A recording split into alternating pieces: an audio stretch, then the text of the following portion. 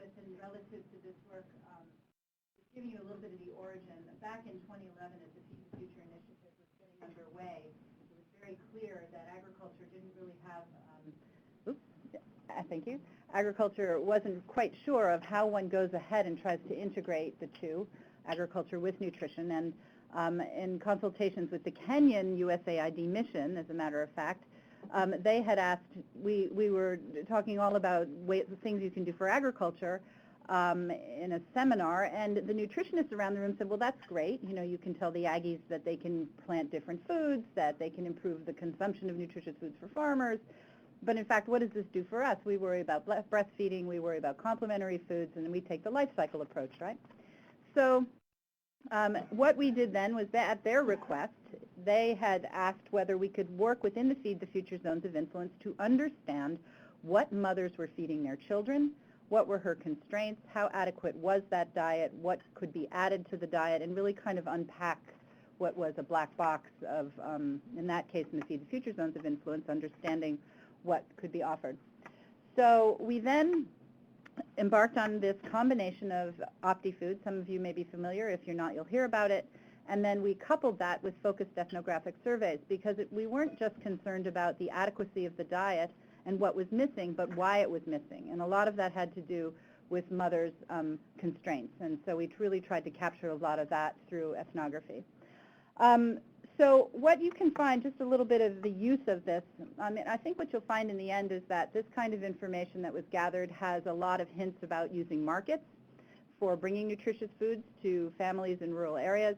It has a lot of information about the formulation of foods and what's actually missing in the diet, even when you optimize the diet with everything that's available to them. It has a lot of information about pricing and how pricing can actually affect mothers' choices. But lastly, and I think that where this is perhaps most valuable, is that for the longest time, Aggies have been saying, hey, look, if you want us to work in nutrition, give us the value chains. Which ones do you want us to work on? And I think we've been struggling to figure out or to actually come up with the formative basic research that says, you know what, these value chains will have an impact on the nutritional status of a child to whatever degree, and then from there, you might have to backfill the gaps with other what are called nutrition-specific interventions. But what this does, it's one method to be able to say these would be your primary value chains that you should be looking at in very particular contexts. So with that, I'll hand it over to Christine first to talk about the Ghana work, and then in the end, we can summarize some of the learned. There's the thing? Yeah. Okay. Thanks very much. Thanks for having us. And Jamie and I are going to do a little, what do you call it, relay, a little tag team, yeah. So we'll just switch at the appropriate moment. Yeah, just by way of a quick outline, as Bonnie said, we'll start with some of the Ghana work. We'll go through the Optifoods and move on from the findings from the FES. Look at, you know, a little bit of what we learned across those two methodologies. And then we'll come back at the end to the applications of results in Kenya, just a few examples, because that's been a little bit more well developed. So I'm not sure how many people, you know, were at our previous presentation, I think a year and a half ago on the Kenya. I think we spent a little more time on the methodology, but I'm actually going to say very little about the methods today. So starting with Optifood, it is a specialized software program, and it uses linear programming methods, and it's really about, you know, optimizing. Optifood is for optimizing diets across multiple nutrients. It is being developed for public use. I know we said the exact same thing a year and a half ago. It still actually is under development through London School of Hygiene, Tropical Medicine, Fanta, WHO, and the software company Blue Infinity. So yeah, we need dietary intake data for our input, so we typically use 24-hour recall dietary data to feed into this. It identifies the food intake patterns that can maximize adequacy of intakes of multiple nutrients. And the other part of that is then to identify basically foods or food groups that are within the current sort of dietary realm or pattern that can be used to fill in those nutrient intake gaps. So it's meant to be something that comes up with food-based sort of recommendations or modifications to the diet that are realistic, and that you're at least initially staying within the boundaries of what's available, accessible, and that's partly where the cost comes in as well. On the FES side, the Focused Ethnographic Studies, so it uses this mixed methods approach. It's been designed to study specifically feeding patterns and practices in young children. I think it can be adapted for other groups. It's based on this cultural ecological theory that I won't go into today. And it obtains data across these 6 sectors.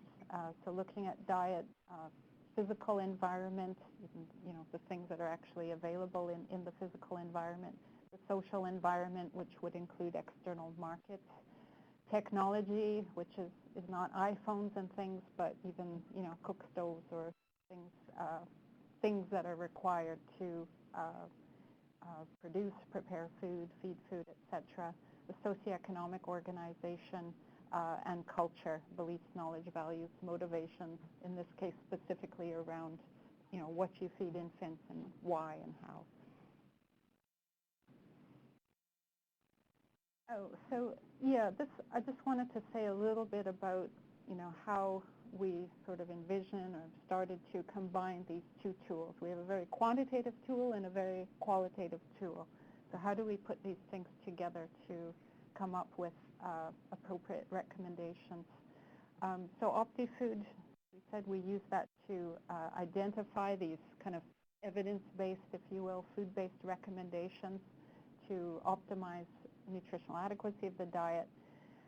We have this information from the Focused Ethnographic Studies, and one thing that we've done is to take each of the food-based recommendations, whether it's for a food or a food, food group or food subgroup, and go through the findings of the FES, and to use that to then identify specific constraints or potential opportunities for implementing those recommendations. So there's a number of approaches that we're putting forward as a way to implement. It's not just about necessarily nutrition education, eat more of this, eat more of that. So for Ghana, we are just at the beginning of that, putting those 2 things together. For Kenya, we're at the end of that process. And our next step will actually be to have some, I think, very focused discussions with people or groups in different sectors, including agriculture, including, I think, markets, food processors and whatnot, and really try to put a joint plan together. So it would be sort of a nutrition-led plan for bringing in these other sectors to, focus on these foods that are coming up. So we'll have just a couple examples. So we'll start with Ghana. I just wanted to acknowledge the study team, Alison, which together with Bonnie at GAIN actually had coordinated these studies. The Focused Ethnographic Studies were run by one of the co-developers of the FES methodology, Margaret Armar Klemesu. So she's based at the Gucci Memorial Institute in Ghana. She had her team there. And the Optifoods studies actually were led by Inga Brouwer and her team at Wageningen University in the Netherlands, together with Abdul Razak Abazari at UDS in Ghana. So here they choose 2 different study areas, and I think, to some extent it's of interest to look at, what sort of recommendations we would come up with in different sort of agroecological zones, if you will. How much, do they differ, and how much are they be similar? So they selected up in the north, Carragher district, And this, I think we know, is a very sort of, high poverty, food insecure sort of area, and 95% of the population there is employed through agriculture. And then down in the south, in this sort of coastal region, Gamoa East District, and it's a little, less dependent on agriculture and the households. So the Dietary Survey, the team did use repeated quantitative 24-hour recalls. They were done only in one season, in July, August, and this was characterized as a time sort of between the lean season and a time of plenty. So it was a little bit of an in-between season. So we have to keep that in mind, though, as we interpret the results. We have market survey. We have price data from sort of retail markets in each of those areas for all of the foods that were reportedly consumed. We have anthropometry data. And we were aiming for about 100 individuals in each of these sort of subgroups. So we break down that 6 to 23 month group into these subgroups, the 6 to 8, 9 to 11, 12 to 23 months. Were breastfed, and we tried also now to separate out the non-breastfed children because they do sometimes have very different patterns and requirements. In Carragher, we had a very small sample for the non-breastfed children, and just because there weren't many, which is probably a good thing. And just very quickly to confirm, up at the top in the north in Carragher, we do, have a very high number of households reporting farming as the main occupation, and a larger amount of on-farm earnings, whereas down in Gamoa, trading was a bit more predominant compared to farming. So some, petty trade and sort of small business with obviously, in that case, more off-farm income than on-farm. We also have quite a stark difference in, education. Very, very little at all education in the north, and it's a little more diverse in the south. For anthropometry, just to get a little bit of a general picture of nutritional status and the differences, the pink sort of bars, if we look at stunting, the pink bars are for Gamoa by the second year of life. They are reaching high stunting levels, over 25% there, but looking in Carragher, and those are really very high, over 50% by the second year. Wasting, is also, I would say it's not low, pretty sort of moderate levels of wasting in both these populations. And I know yesterday we noted that non-breastfed group in Gamoa that we did have a good sample size for, and maybe that drop is real based on perhaps what we're seeing in the feeding patterns. And just, very briefly to give a very general description of the diet. A lot of this may sound very familiar to those of us who have worked in infant and young child diets. It's almost sound like a broken record going through some of this, but generally they're introducing more liquid or semi-solid foods from 6 to 8 months of age, and it's largely based on porridges made of a combination of maize and millet. There is an increased introduction to family foods, but typically at or from 12 months of age, especially among the non-breastfed children. They seem to be maybe starting into the family foods maybe a little bit earlier.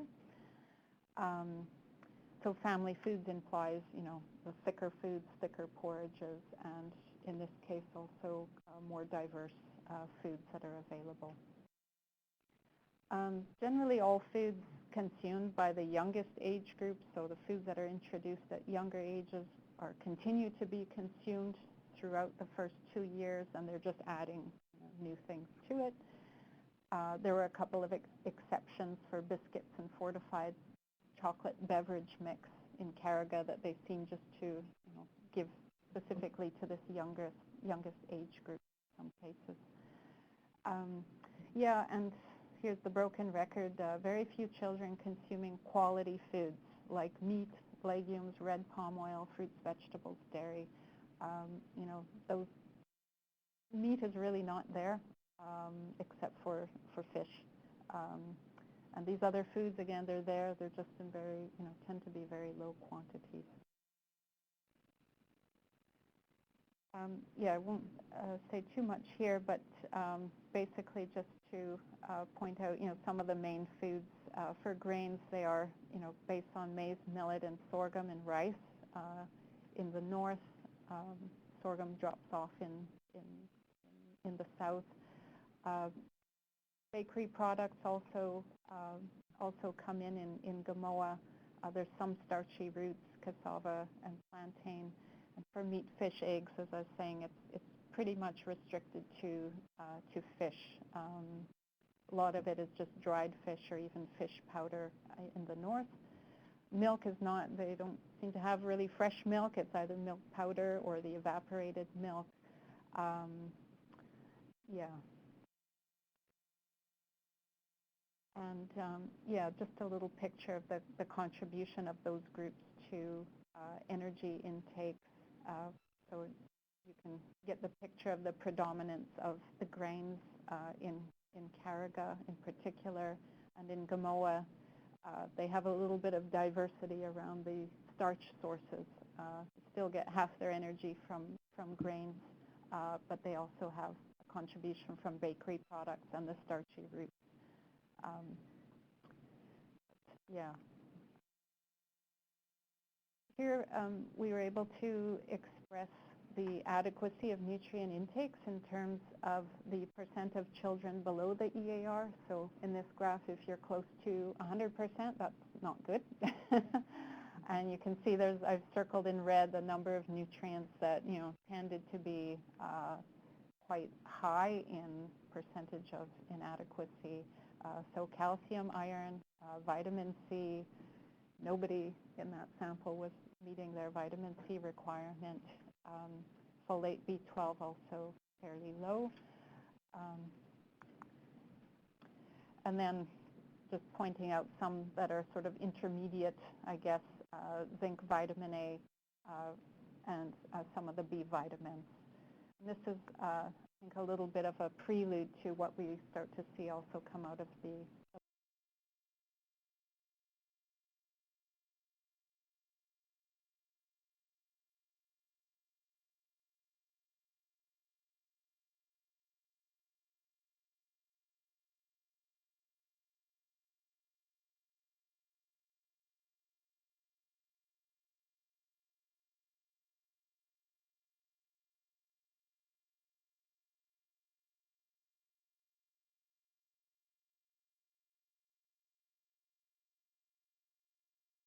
modeling with Optifood.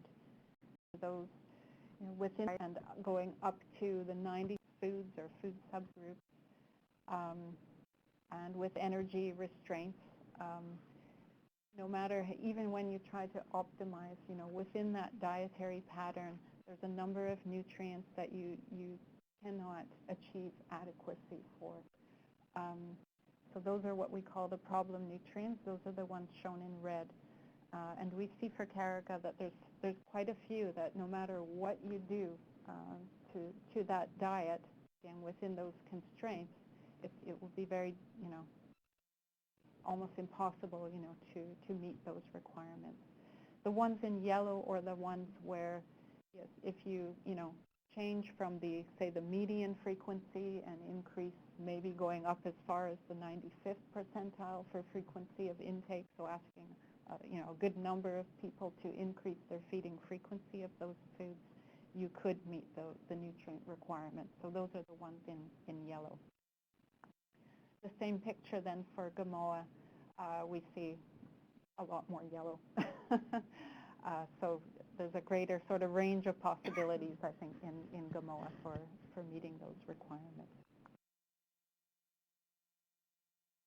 So so the next step in the modeling process is to come up with the food-based modifications that will, fill as many of those gaps as possible. So just, we'll demonstrate the extent to which it is even possible to improve the nutrient intakes through these modifications, and identify the foods that are best, most likely to fill in those specific gaps that are there. This is just a very small piece of kind of the end process of the output from this modeling. And we'll just look at the box at the top from Carragher District. You can begin by basically putting into the model, individual foods that are, showing to be promising to fill in gaps for a number of nutrients. So nuts and seeds was selected, and that 21 refers to the number of servings per week. So 21 servings a week, or 3 servings per day. Whole grain, unfortified foods at 21, so maybe greater frequency than what's being fed. Red palm oil, 7. So these were foods that were identified as filling in some gaps for some nutrients. And here at this stage, we're starting to combine a number of those foods and see collectively, if we put these things together, what can they achieve. So that combination would meet at least 70% of the nutrient requirement for 6 nutrients. That's what that 6 is, the number of nutrients for which we can get at least up to 70% of what we'll call the RNI. And the cost is looked at on the end. There may be combinations or options that cover the same number of nutrients, but at a higher cost. So in this sort of run through, they're trying to select the lowest cost options for each sort of level. And so that had 4 food-based recommendations in that combination. If we want to, maybe go up to 5 or 6 recommendations, keep adding on, new foods or food groups, and you can see how much, ground you can gain by adding more options in. So just, again, another example, if we did everything that's in number 1, and then we added fruits, 7 servings per week or once per day, we see even that you would increase the vitamin C intake. That's a nutrient you're going to get from fruits. But you don't get any other nutrients sort of over that threshold of 70%, and you're not going to do anything more for iron. So they looked at a couple of more options, and apart from getting vitamin C up, there isn't a lot more that you can do. So you might even go up to 10 recommendations. You may still be stuck at meeting requirements or that threshold for 6 nutrients, and that's pretty much all you can do with these restraints. So that's sort of a first pass. What can you do within these restraints? I just plunked in Gamoa there as well. There were, they went up to a larger number of food-based recommendations, but because the diet wasn't quite as severe, it had a little more options available, that they were at least able to get 7 or up to 8 nutrients over that threshold, although at a slightly higher cost. And so the product here, you get these sort of lists of food-based recommendations, number of servings. In this case, we're showing per day for the different age groups. And this, for Ghana, this is sort of where things are at. A couple of other things that we would be looking at are, in practical sense, if you were to try and incorporate these into, say, infant and young child feeding recommendations, it may be very confusing or complicated if you have very different recommendations across these age groups. So that's a very, very practical thing. And so one of the next steps is to see how much you can sort of combine those and yeah, just to try and simplify them and go back, remodel, and see if you can maintain the same sort of number of nutrients reaching that 70% threshold. So that's another step that would need to be done with these ones. And I'll just show, the foods again for Gamoa. So at this stage, they don't look terribly different between the two districts, but what we know underneath is that in Gamoa, they'd be meeting a few more nutrients than they would be able to in Carragher. So just a few summary points. So based on the locally available foods and the local food patterns, yes, diets could be modified to at least improve the nutrient intake adequacy. However, even if all of those recommendations were actually adopted and implemented, there would still be large gaps in the nutrient intake adequacy, especially in Carragher.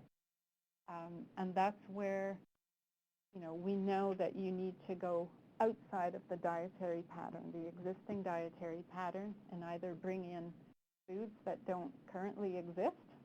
They might be some of the fortified foods at, low cost, or we would have to look perhaps, either to markets or to agriculture to make, some of those foods more accessible or affordable.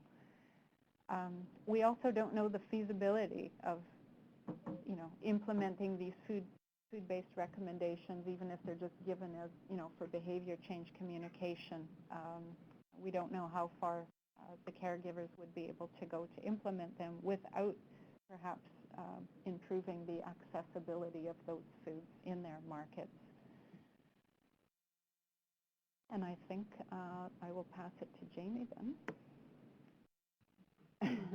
Pass the baton.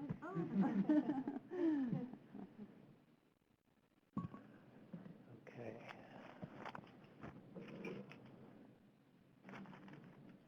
So I won't discuss everything about the FES, but I'll be trying to touch here on some of the points that relate directly to what Christine's already put up there. She went through a little bit about the methodology. This is just to reiterate about the samples. This is a much smaller sample with a lot more kind of intense discussion with individual mothers. It's a subset of the Optifoods sample, and it covers the same three age groups, but in 4 lumps. And across the 2 districts. So in each district there were about 40 informants, some of them taken in an earlier stage with the kind of key informant sessions, and following review of the content of those key informant sessions, and especially a kind of free listing of foods that were important to those families, then a more deeper dive through caregiver respondent interviews with an additional 24 in each district.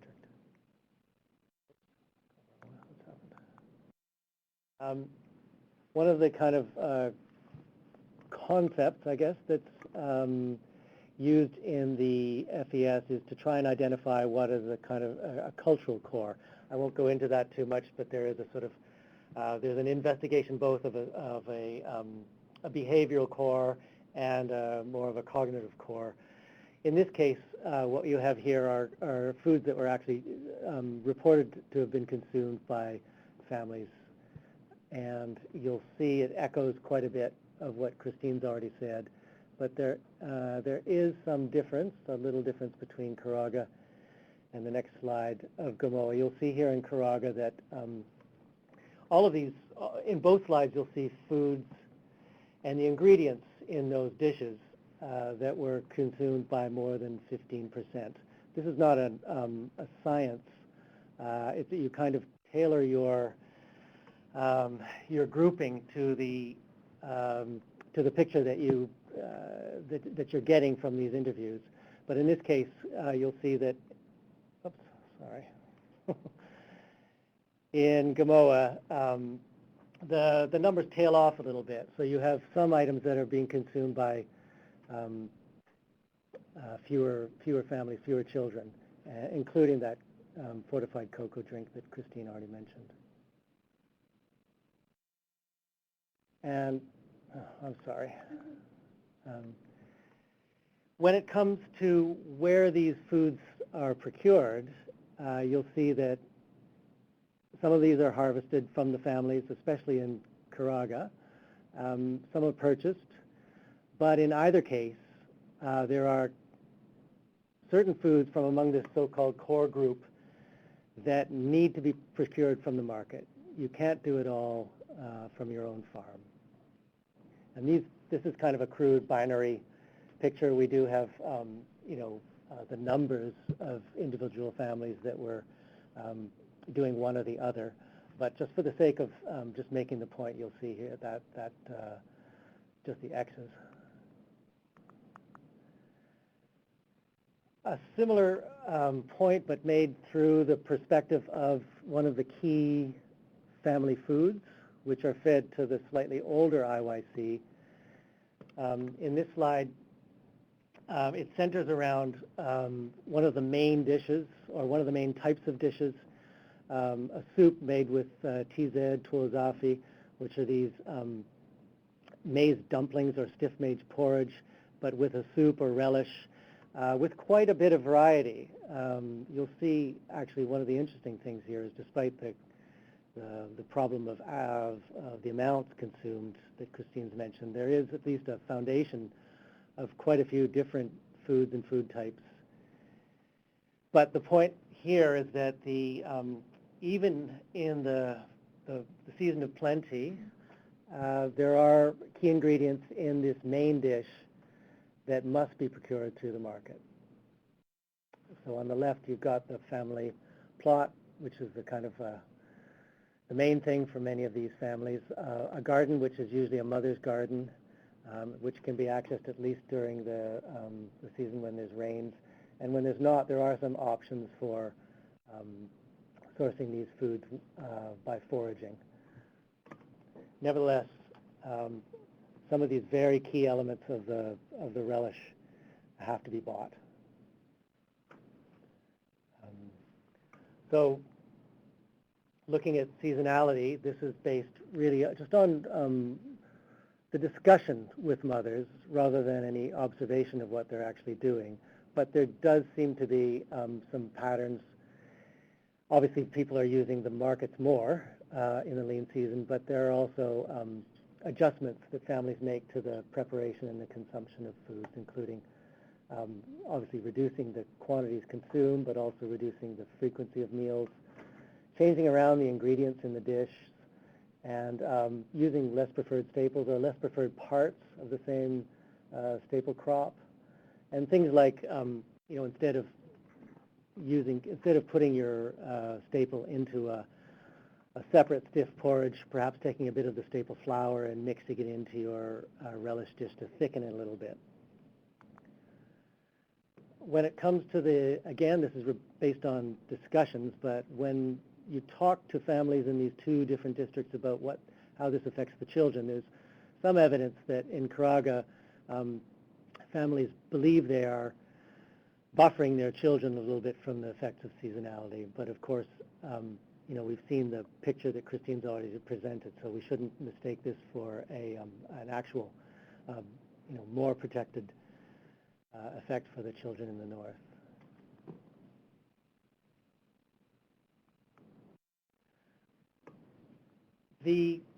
One of the sort of signal features of the FES is an attempt to, through the narrative data and discussions with the mothers or caregivers, and also through some sort of systematic use of the items that are collected in the key informant phase through pre-listing process. There is a lot of emphasis put on manipulating those food items through ratings and rankings along different dimensions. I won't go into that too much because that information is still being analyzed, but all of this is in the aid of trying to understand what might be a little different about the perspective of these families against a public health or a nutrition perspective or advice. And so one of the things that's in the North in particular is that there does seem to be a kind of prohibition on the feeding of these heavy or solid foods to children when a nutritionist might suggest that it's appropriate.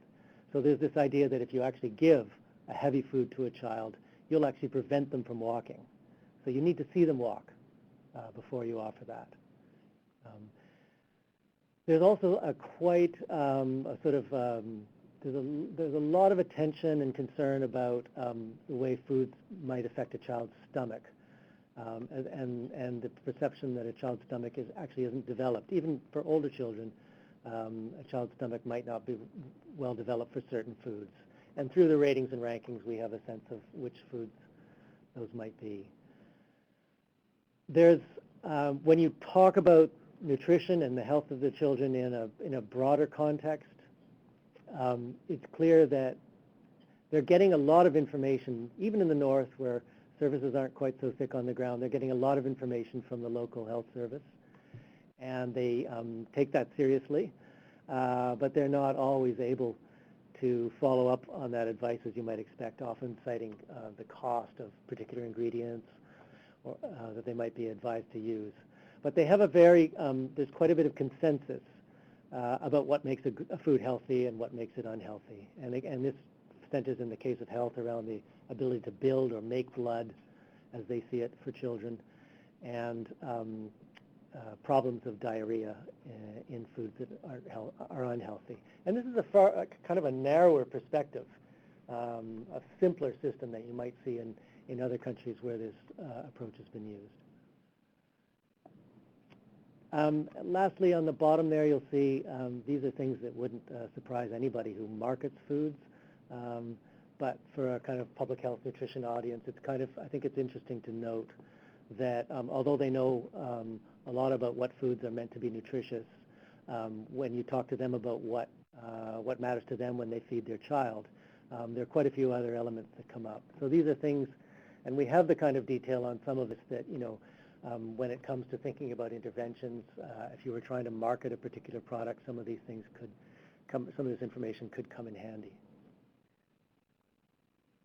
So if you had to just pick just a few broad areas that relate to the Optifoods work we've discussed already, one is obviously that even in the North, where people are farmers, and that's their main identity and their main source of income, they can't do it all on the farm. Also that the soup and stew recipes that we've just looked at do provide a fairly wide number of ingredients. So when you're going back to the Optifoods and figuring out what you could do, there are quite a few, well, there are certain options there that can be, we could think about trying to increase the quantity, either through frequency or increasing the amounts in certain recipes. Fish is one of the things that was, fish powder, one of the things that was discussed in our meetings around this. And then lastly, we have been, this work was financed by USAID, and at their urging, we've been looking at the community IYC materials that have been produced for use in Ghana, which people are anticipating will be used, particularly as this community-based IYC approach is scaled up in the North. We can see from the data, from the narrative data, and from some of the points we presented here, that there are particular points that are, made when these generic WHO recommendations are taken and brought down to country level. There nevertheless are, when we look at that country level material, we can see that there are certain things, ways that things are described, behaviors that are advised, that we can see either that, it's not going to be easy to do certain things, and Christine, I think, will be touching on this in a slide that follows. Or there are ways. There are ways that this is described where I think from our narratives and discussions with the families, we can put things in a context that would be more recognizable to the people who are producing these materials. I'm going to pass back to Christina.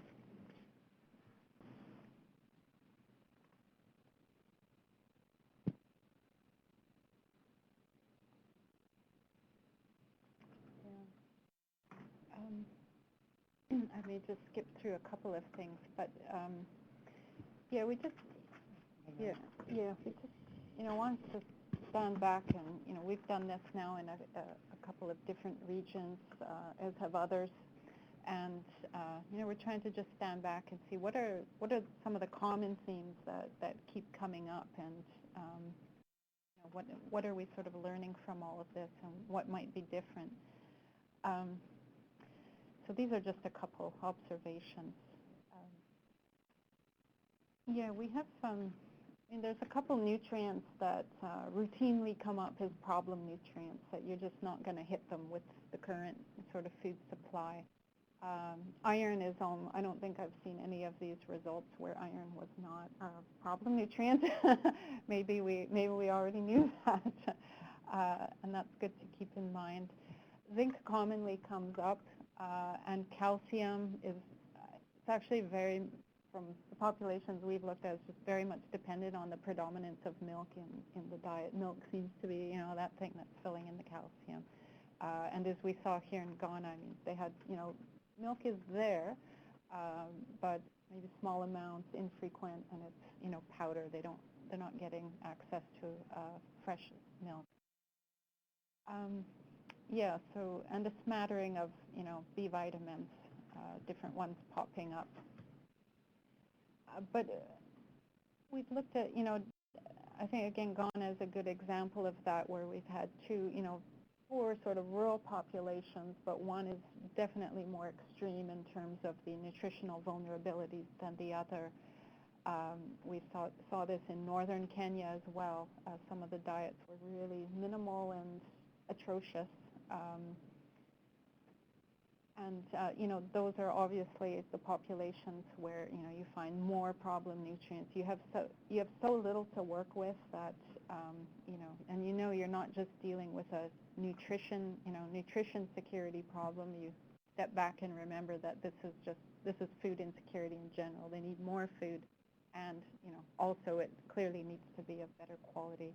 So there's still that, I think we have populations where it's a little more nutrition security. You can focus on the quality, but there's obviously these populations where it's a bigger problem than just the quality. It's also quantity.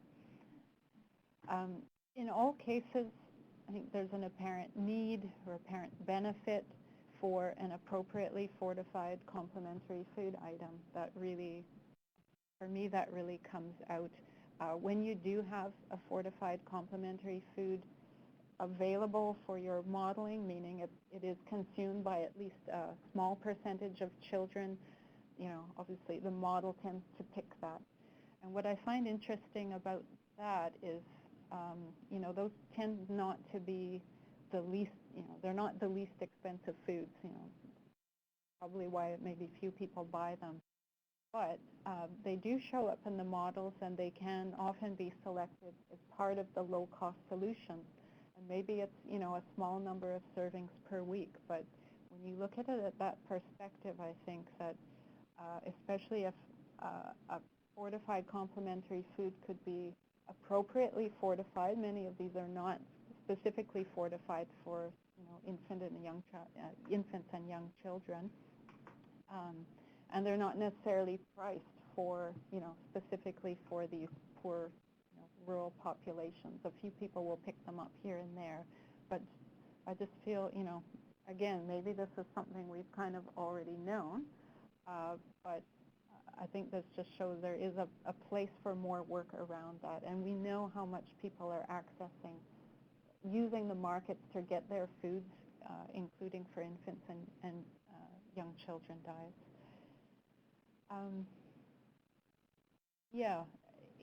We saw this a bit more in Kenya, in a couple of the areas that we worked in. Despite sometimes having some differences in, say, agroecology, we think we're picking very different areas, but in some cases we were finding very, very similar food-based recommendations emerging from these analyses. And I think this comes up in a practical sense, and people say, well, now do we need to go off and do these very intensive studies in every province, every county, and so on, but if we can, we really start seeing some similarities across at least certain regions, perhaps, you can kind of go in, do it once, and have something that's useful and representative for a larger area.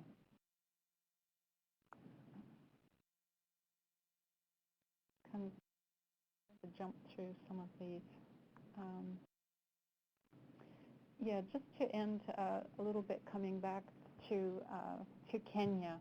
So the first studies we did in Western Kenya and a central Kenyan location, we did find, this is where we found very, very similar food-based recommendations coming out. And by merging, those foods that came out as being helpful, together with information that's in the focused ethnographic studies. So starting with the food and sort of going through the focused ethnographic studies and trying to identify the constraints and opportunities that would specifically affect, those foods.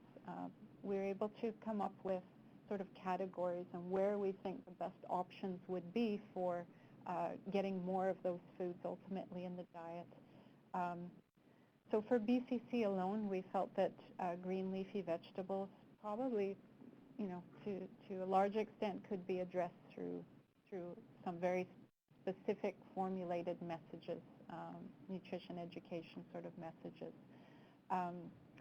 We felt that through, with local agriculture plus behavior change communications, again, green leafy vegetables, and we'll add millet in that box. We feel that's one strategy that might work for those foods. Ones that we've identified that also would benefit probably from value chain development, so focusing on getting, and I'm not sure how these things would be approached, but strengthening those value chains and trying to increase the accessibility of those foods in the markets. And I would say in this case, for those foods, there's already a perception of value of those foods in terms of health and nutrition. So coming from the FES, people already value those foods. They recognize them as healthy, nutritious foods. They may, they would like to feed them to their infants and children. So we feel that just giving messages to feed more, is probably not, this is not the barrier. The barrier is the accessibility. On the processed food side, I've already said what I've thought about getting in these fortified, maybe cereal mixes, could be different types of fortified foods.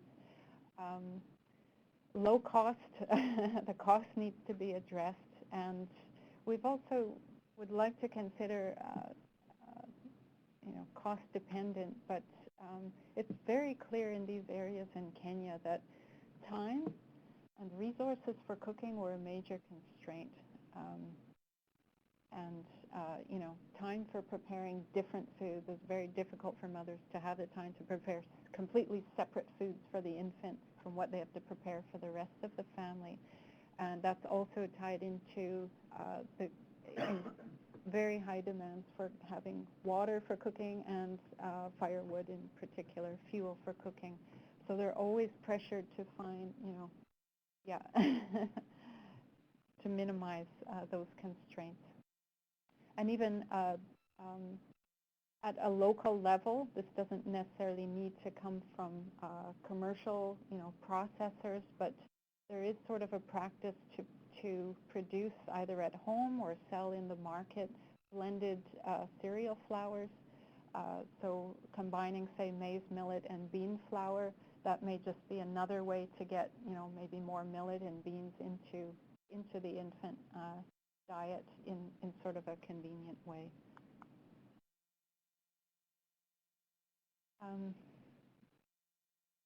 Just if I can end perhaps with this. just one very, specific example from the green leafy vegetables as a food-based recommendation. We know, that the green leafy vegetable actually is very useful for filling in some multiple nutrient gaps in these populations. So they really are a good food on several counts. They're usually consumed as a side dish, so they're not currently mixed in with infant foods. And very often we found in the surveys that they give only the broth. The solid parts of the leaves are sort of left maybe for the older children or adults, and just the broth is provided. So you really have to separate that out. From the FES studies, we did find that green leafy vegetables are considered a core food, the core for infant and young child feeding. They're considered by the caregivers to be very suitable for young child feeding because they are soft. They can be, cooked easily, quickly. They're ranked favorably for cost, but they're ranked only low or moderate for health attributes. And so this tells us, I think, a lot in that if we could raise, I think, the value or the perception of green leafy vegetables as a very nutritious foods, filling multiple nutrient gaps, that we could actually make some headway with behavior change communications alone, and we could, through that, specifically address the issue of giving the leaves as opposed to just giving the vegetable broth, and perhaps also encouraging the use of leaves, incorporating them somehow into infant and young child feeding sort of recipes. Rice dishes in particular might be amenable to mixing some of the leaves in there, getting the solids in there. So that, I just wanted to show this in closing as the specific way in which we can pull these two sets, the quantitative and qualitative results together and formulate our, recommendations for moving ahead.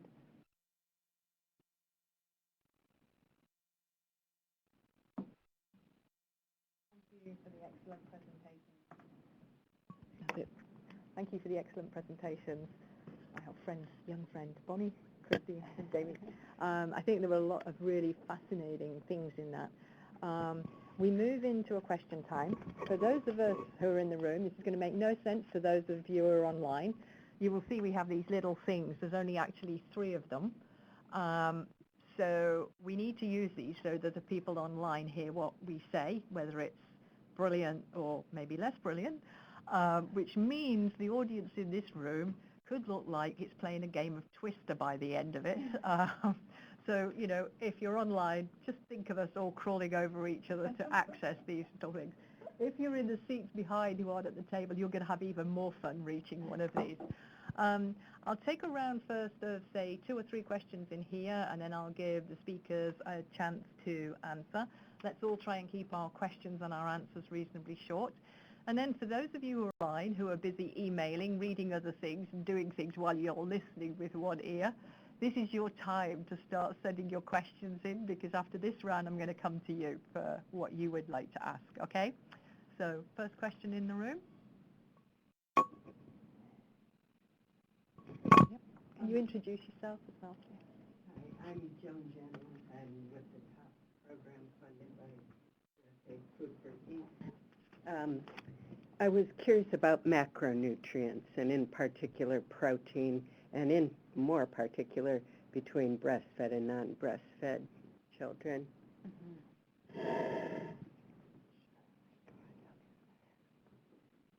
Another question?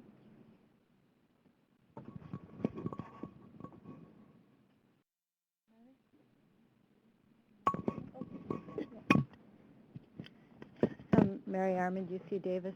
I have a question, just kind of a clarification, because I was trying to understand how you would have evaluated nutrient needs for the breastfed kids versus the non-breastfed kids. If I saw it correctly, it looked like it was a little easier to meet, overcome constraints for the non-breastfed kids, and I didn't understand exactly why that should be. Good question. Do we have one last question in the room? Aaron? This is Aaron Buckbaum with Secure Nutrition. I was curious about, there's one line that seemed to indicate from the FES. It contradicted some complementary feeding IYCF materials that have been put out, and I was sort of curious what specifically was getting contradicted through the FES findings. Okay, so I'll hand those back to Christine and Jamie to decide which ones you want, and then people online, be ready, because it's your turn next. Yeah, I think very briefly for the macronutrients, the model does include protein and fat, and it only looks at total protein and fat, so it's not set up to look at quality, or in the case of protein, to look at, amino acid profile. But for total amounts, at least for protein, compared to the requirements, we have not, in these populations, we have not found any sort of restriction that those are able to be met through the existing diets. So that sort of top hasn't been found yet in the populations that we've been in. So it ends up just kind of, we always end up just dropping it sort of out of the model, and then we're focusing on the set of 11 vitamins and minerals.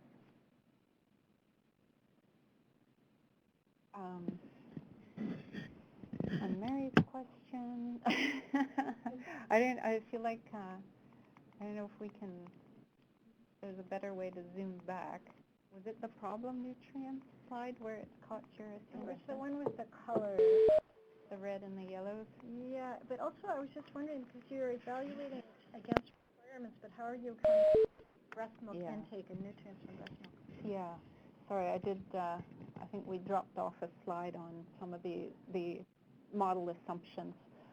So yeah, we use we've done different things, but we do include an assumption about breast milk intake because we're not measuring it. And what has been done here is to make use of the WHO complementary feeding estimates, the Green Book estimates.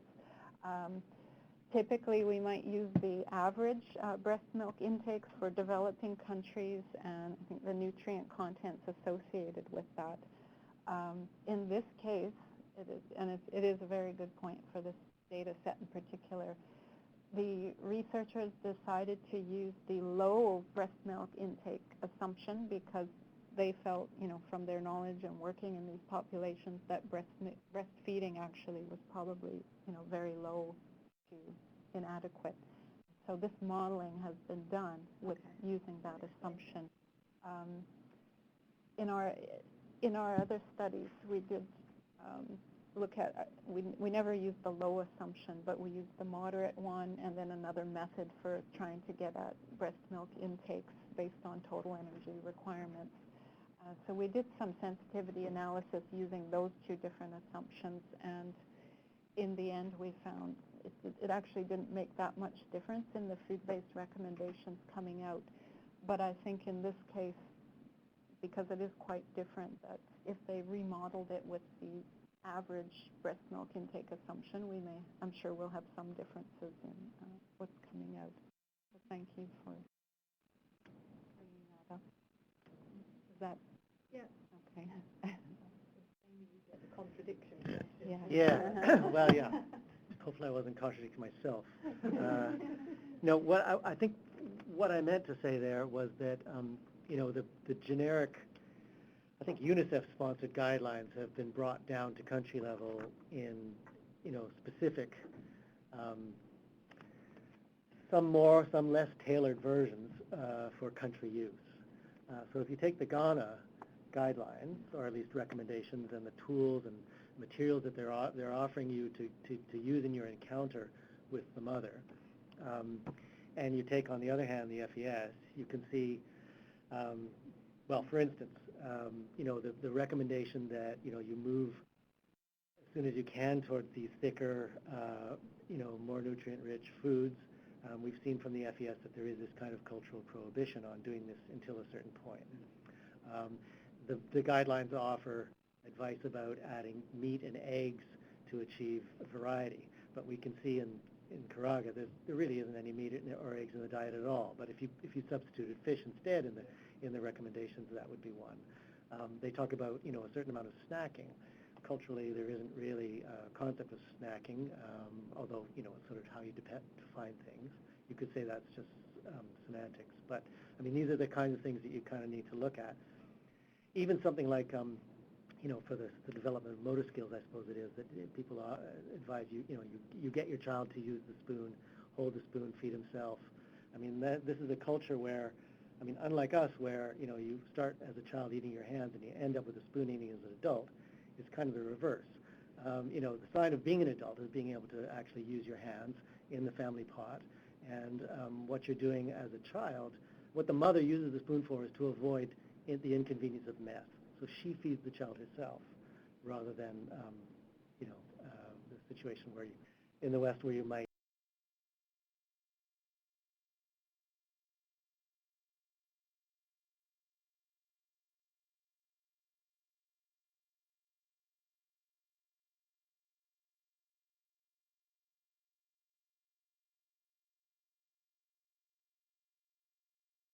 actually see the child feeding from a thin gruel from a...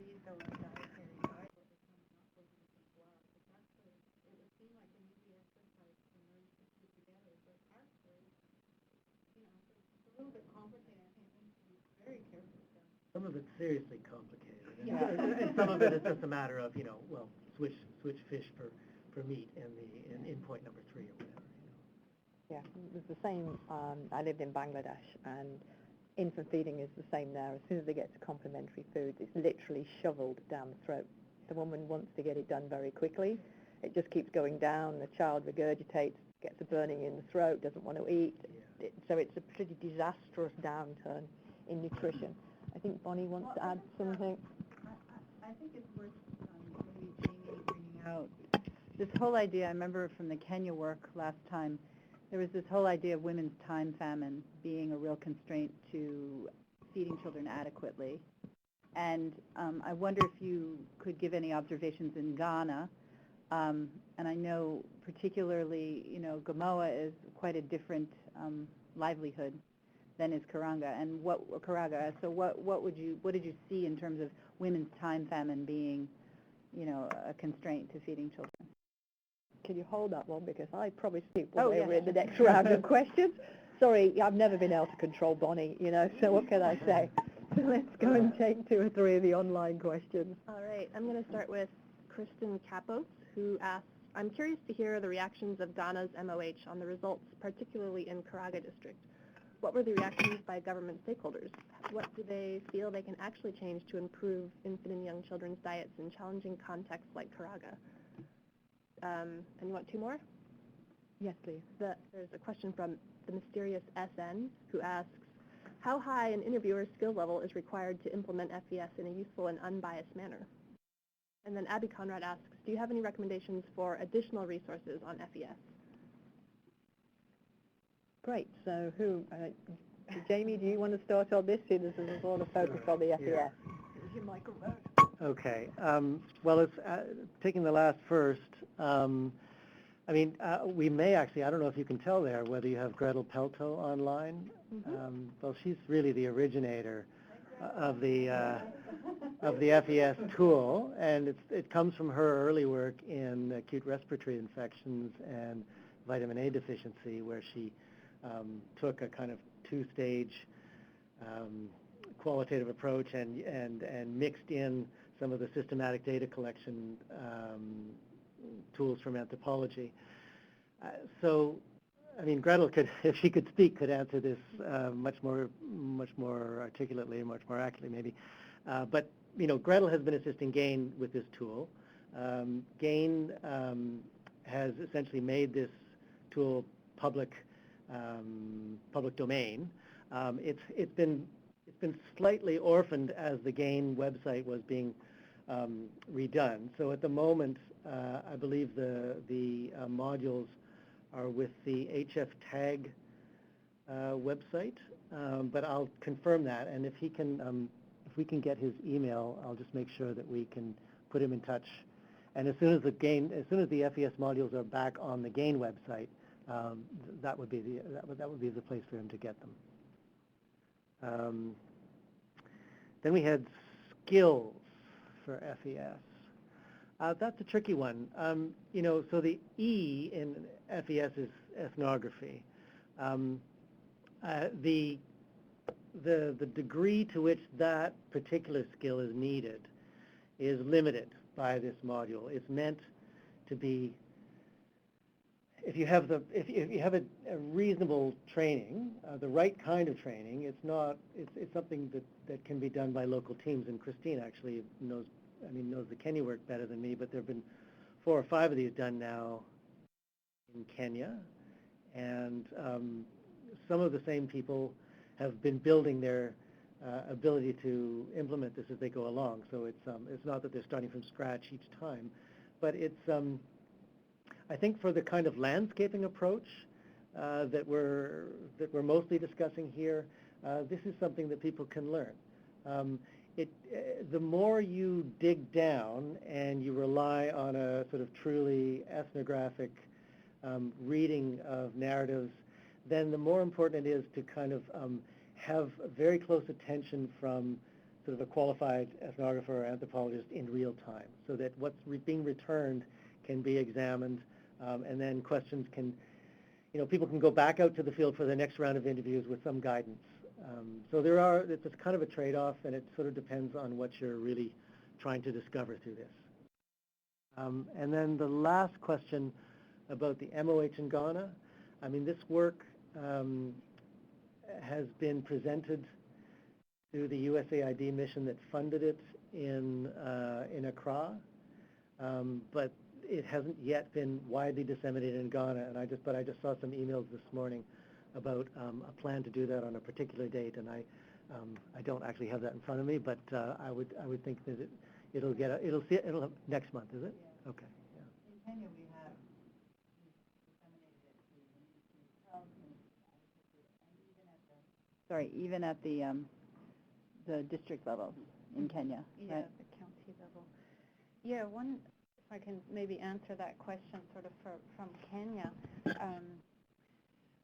From what I understand, the teams, they've disseminated national level sort of to the governments and at county level. And, I think they're sort of interested, they believe this is, useful information, but there's 2 things that are coming out. And the first question is a very sort of practical one, are these the right tools? I think everyone would like to see a much easier way of coming up with the same information, and I think we have to deal with that and make some effort to find, because the more difficult, more expensive it is, the less obviously it's actually going to be used. We feel, again, the information is useful, but can we find a better, faster, cheaper way of getting it? What else is new? The other part is on the implementation side. So, we can sort of come up with these ideas and say, okay, we think this can be addressed through BCC, but here we really need value chains to sort of kick in, or we need businesses to come up with better, cheaper, fortified foods, etc. And so they say, okay, that's great, good information, but so how do we do that now? So I think our next step, especially in Kenya, is to, I think we need to pull together different sectoral teams, basically. I think a team who can sit down and try and pick these off one by one and come up kind of with a strategy for each one. And, we'll say we need to look for some funding to support that. So it's still, from our side, from our experience, yet to be seen, the actual implementation and how many different routes we can take. Sorry, I'm just reaching for my microphone. Okay, so we've done an in-room, we've done an online one, so now I'll come back in-room or online, depending on which one gets in first.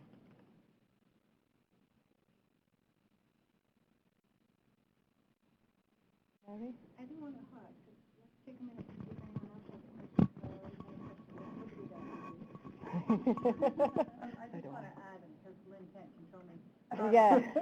I do want to add that, just so people know, these were first conducted, as Christine said, in 2 regions, one in western Kenya and one towards the south. But then we did 3 among pastoralists. So I think that's an interesting note, right? These are completely different agroecological zones and different livelihood systems, right? So you've got pastoralists who have a completely different diet and cultural habit than these more settled farmers in the south. And then we moved to Ghana and had a north and south distinction. So it's a really nice kind of suite of experiences that when we pull them all together, if we do keep coming up with this common nutrient that we can't ever get, regardless of whether you're pastoralists or settled farmers or living in arid or semi-arid or very deciduous forests, you know, these are good findings for example, if you're going to do a market-based approach to get foods into rural communities. In fact, in every case, these nutrients are missing. So it's these kinds of collective, the analysis of the group, I think that's quite interesting. Andrea? Hang on, you have to do the twister approach to the... Just protecting you online so you'll hear this question. So from a bank perspective, the majority of the work that we do here is working through other sectors in order to improve nutrition outcomes. And so I'm curious, based on the results of the work that you've done in Ghana and in Kenya, what type of a recommendation would you have for a TTL, sorry, a project manager basically within the agriculture organization of the bank as far as what they could do to improve nutrition outcomes where we're doing project work in low and middle income countries? Yeah, I mean, I would add to that, because looking around the room, and I don't know everybody, but I don't see, you know, I've usually worked out of the agricultural sector in the bank, and looking around here, I don't actually see anybody from the agricultural sector, because this really, yeah, because this really looks like a nutrition thing. And yet, I mean, the interesting, I mean, at the last slide you were, sort of one of the ones you were showing, increased pearl millet as a value chain, or increased millet as a value chain, which, you know, is very relevant for agriculture to actually hear, but it doesn't hear. So how we get that communication channel from one, you know, how we feed that up, who feeds it up? Is it fed up through the Ministry of Health, who tries to talk to the Ministry of Agriculture and say, well, actually, if you did this, and particularly if those lines are available biofortified as well, that you could go one stage further. So, I mean, to me, it's a real challenge about, you know, if it looks like nutrition, the nutritionists come. If it looks like it was led by agriculture here, the agricultural people come. Actually trying to get one where both sides come, it is really, really difficult, I think. Yeah. The token agriculture. Who's a closet nutritionist. But I think what you'll see in this analysis is this is formative work that says, starting with nutrition, we're able to identify value chains that we think will have an impact on the adequacy of the diet, right? So this is where nutrition can begin to shape the agriculture agenda from some real evidence base. And I know under the Feed the Future, we had a big meeting at USAID yesterday, and the Aggies were saying, yeah, but this is 3 years too late. But that's actually not really fair, right? Now, Feed the Future will go into its next round, and it didn't have the formative research like this going into its first round. But if it can come up with these tools and to say, okay, guys, in your country, you should focus on these 4 crops because we know they will have an impact on these age groups.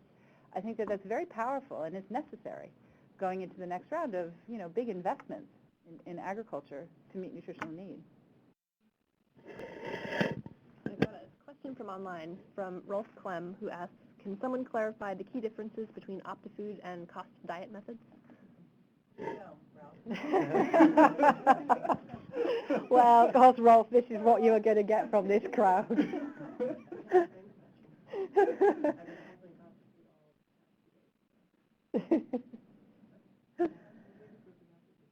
Yeah, well, that's right. Do you have an answer? I haven't worked with the cost of that.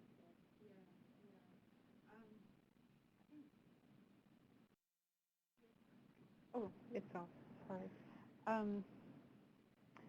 Yeah, so I guess, I mean, I haven't either, and I think it's just your income. How much is it going to cost to purchase the food you need that exists in the market? Okay. And I think from what I know that, you know, I've heard from Elaine Ferguson, who's sort of behind, I think, the master the Optifoods sort of whole design, the concept is, I mean, this is, I think one of the things is that it's meant to be sort of locally appropriate, and I don't know the extent to which, what is it, cost of diet? Yeah. How much it would incorporate, say, the restrictions or constraints on the portion size and on the usual frequency, and that, this is trying to see what, the first step at least is trying to see what can you do within, the reasonable, locally sort of appropriate constraints of the diet, the reality. And it's also meant to be an iterative process where, that I think is the first level. Let's see what you can do with, within these boundaries. But you can then step back and say, okay, what if we introduced a fortified complementary food with, these nutrients in it? Or, what if even we thought that people would actually purchase micronutrient powders, but only, maybe only like twice a week or so. And you can start putting in these different things and do a lot of, do the modeling around that. So I think those, from what I understand, that those were some of the additional elements. So again, not having, seen or worked with that. Well, I haven't actually worked with Optifoods. I've never actually handled it. But, yeah, I think those are the same differences. But my question then would be, if, again, if we get to the end and we find, these kinds of food-based recommendations, some of which are, you sit back and say, oh, we probably could have guessed that anyways. Would you, if this is an easier tool, would you use that in the same population and maybe come up with similar sorts of things? Maybe using something else as a sort of constraint to limit, recommending a large amount of food that only one person eats, once a month. Okay, I think Rolf and the person in the room who also backed you up on that question, you challenged everybody. This was more difficult to answer. Do I have any other questions in the room or online? So you want to throw in yours? Well, this is building off a couple of the other questions. I'm wondering how you see each of these tools, because it might be different for the two. What is their potential to integrate them into curricula for nutritionists in Africa, young African nutritionists, maybe at master's level, who could then become, that cadre of people who know how to use these tools? I know when I looked at Optifoods about a year and a half ago with Elaine, it boggled my mind. So I don't know if some of the work you've talked about in the last year has made it more user-friendly. But yeah, I'm thinking about not, GAIN and USAID, how can they use these tools, but more broadly, would these be useful tools in curricula for young African nutritionists? Mm-hmm. So I'll take the chair's prerogative and throw in the last question then, or a couple of questions. One was, in your initial pie charts on occupation, you've got housewife, which sort of blew my mind because, housewife is, in our sort of culture has almost become quite derogatory. It means stay home does nothing, even though we know how much is involved in raising children and running a home. And most of, sort of Kenya, Ghana, when I've been there, I don't know any housewife any woman who is a housewife in our sense of the word housewife, for sure. They're all farmers as well, so that blew me. I suppose, one of the recommendations is that we need to develop complementary foods, and I think many of us know that we have to have the right foods in the market. But funnily enough, I actually had a conversation with a food technologist in our IFC part of the World Bank, so the more private sector development. And I was actually talking about when I'd been in Rwanda, they grow soybeans in one part of the country, and they were bringing in the biofortified vitamin A maize. And so they were looking to build a factory to do their own corn-soy blend, but the CSB++ with milk powder and whatever else. and sort of budgeting it on, well, we can export this to Somalia and South Sudan and Ethiopia because this is where it's needed, hoping the World Food Programme would buy it all up. And that's not going ahead because they cannot get the return. They cannot build. And I said to her, well, we have to have these foods. Everywhere I go, you look for them, they're not there. And her basic answer was, well, Cerelac's in every country and they can get it. And, we can't introduce these foods. It's too expensive. We can't get the backing and so, GAIN works in this. So what do you say to how do we get these factories locally done to produce these foods at a reasonable price?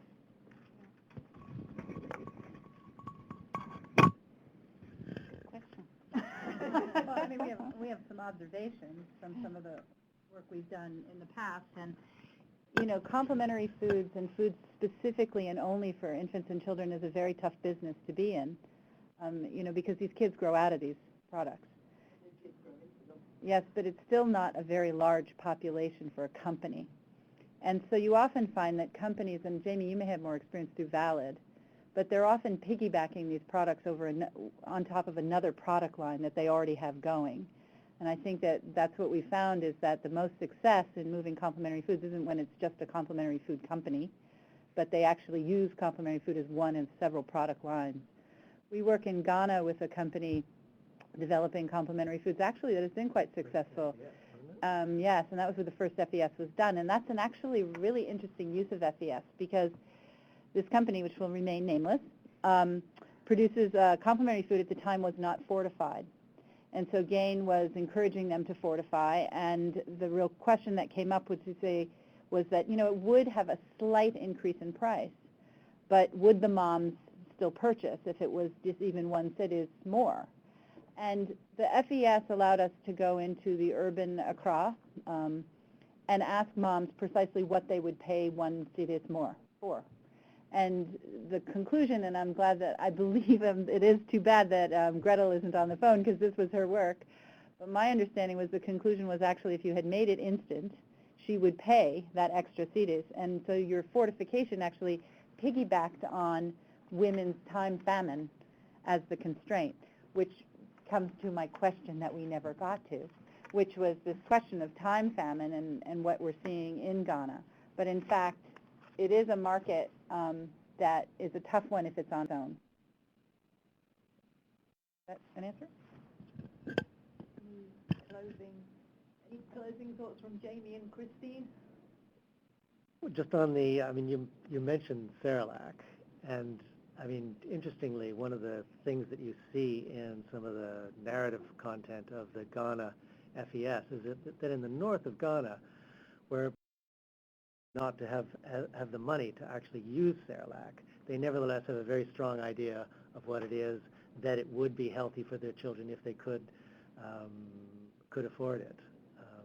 So.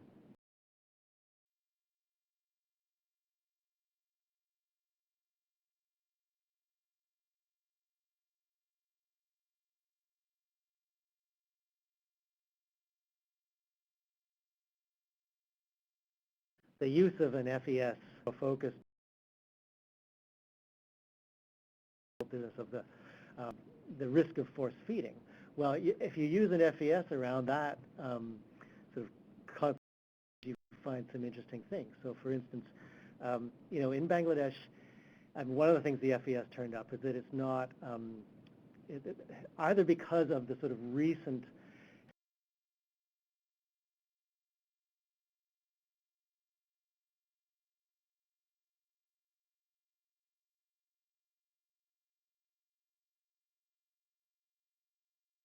being pushed out into the community by BRAC, if you're powder, as GAIN and its partners were doing, you have this situation where mothers are anxious about wasting the product, and they either have to do something like, limit the use of the sachet through several feeds, or ingest it themselves in hopes that the child will get this through their breast milk, or, as you said, chase the child around the room with a spoon to try and prevent them from wasting the product.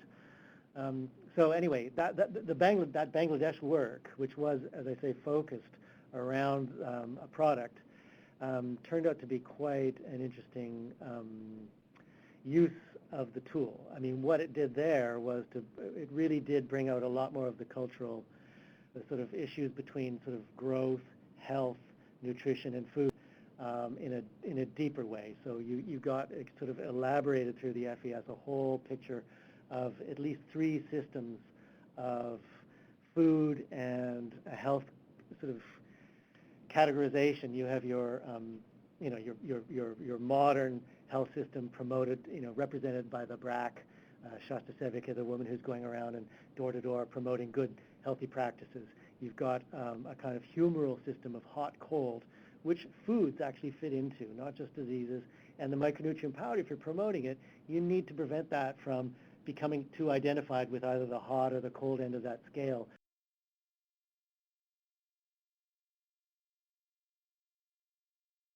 And some regulator that will bring the child back into a kind of balance. The idea of balance is quite important. And then lastly, you've got a kind of, for lack of a better word, a traditional system of health, healing, and threats to the child, which really causes the mother to focus, spend a great deal of mental and physical energy preventing illness in a child. And there's one of the interesting things was that the families just seem to have an almost kind of a litany-like approach to the care of the child. It's very uniform, it's very sequenced. You wake up, you feed the child at this time, you wash the child's soiled clothes, you oil the child's body, you put him in your lap to prevent him from getting cold. All of these things are done and almost in lockstep by all of these parents. And if you can fit your product, if you can hang your product on the sort of the idea of a conscientious mother, following all these steps, and add this product into that picture, you've got hopefully a better chance of getting it accepted. Which, I think, when I worked there, somebody, actually a child behavior specialist, said to me that, part of it is it's a structured society. So in school, in the education program, children are taught by rote. They literally learn by rote.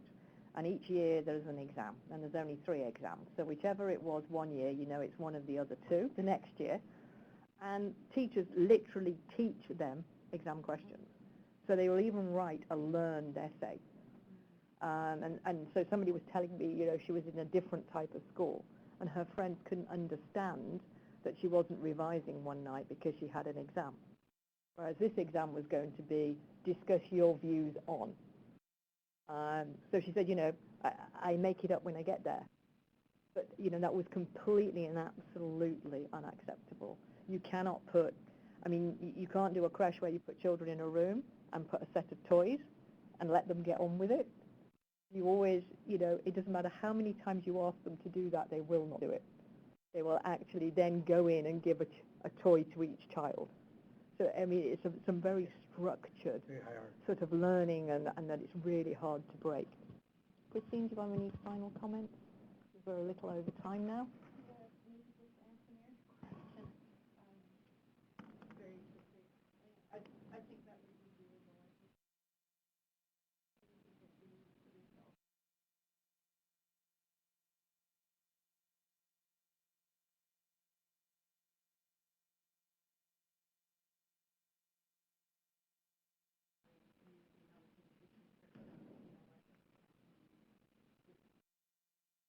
With the FES, I think that's exactly who we're looking for to carry this forward.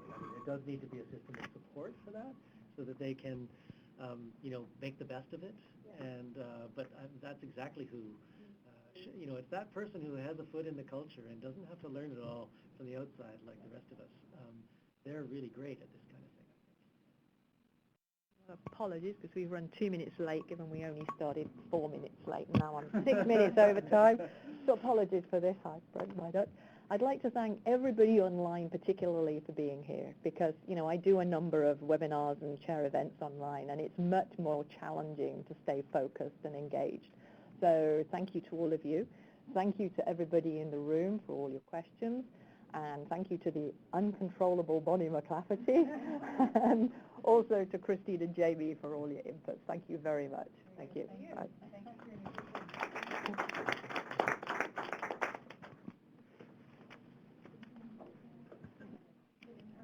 for letting me drive for a minute.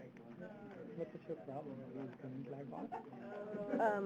I couldn't log on yet with the Wi-Fi. I have the old password saved, and I couldn't figure out how to delete that and put the new one. Yeah.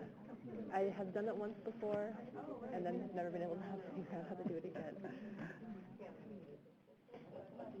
That'll be my